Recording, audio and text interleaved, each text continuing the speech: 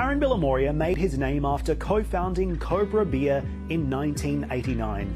Designed to complement Indian cuisine, the brand has since become synonymous with curry houses around the world.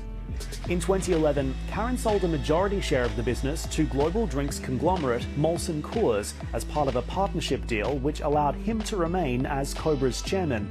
Today, Cobra is sold in more than 40 countries and, according to the company, sells the equivalent of 100 million bottles a year.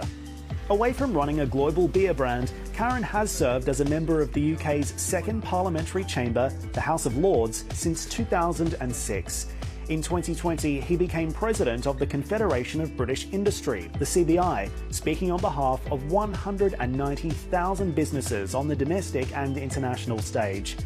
And he's also Chancellor of England's University of Birmingham, which has just opened a brand new smart campus here in Dubai in the United Arab Emirates, where I sat down with Lord Karan for our interview. You went on to create a global beer brand, but your first stroke of luck in business actually came from an idea to import polo sticks from India. How did that idea come about? I was playing polo for Cambridge University. I went back to India. And I came back, the stick makers there said, you're from India, you live in England, can you sell some of our sticks for us? So I came back with a whole pile of sample sticks and I started selling them. And I sold them to Harrods, I sold them to Lillywhites, I sold them to Royal Family Saddlers. I was in business and that got me off the ground on the journey business.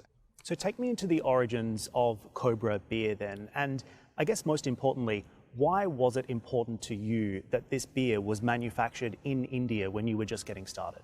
I really disliked the beers that I was drinking. Many of the beers, the lagers, were too fizzy, were too gassy, they were very bloating. And the ales, English ales, which I took an instant liking to, but too heavy and too bitter to drink with food.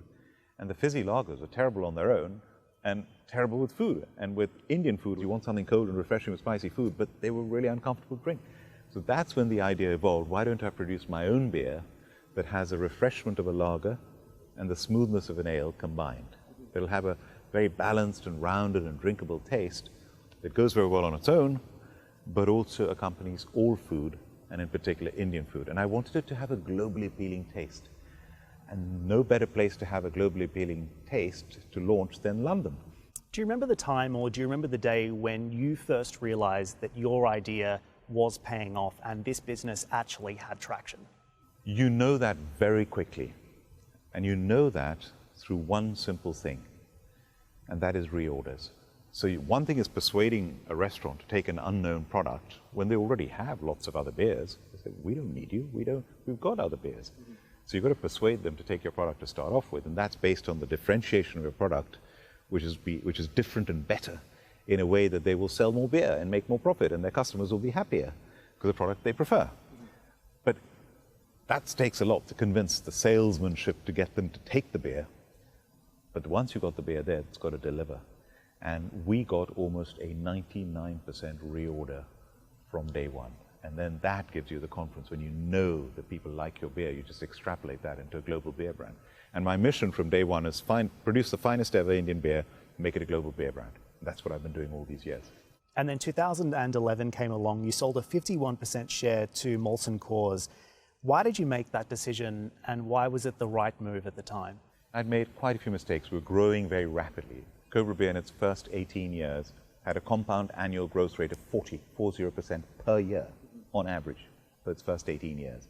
What that meant was I was sacrificing the bottom line and sometimes making losses to grow. And we had a lot of debt. And when the financial crisis came, one of our big financiers forced us to sell the business. I didn't want to do it, but I was forced to sell the business. And it was a very tough process, during which time I nearly lost the business.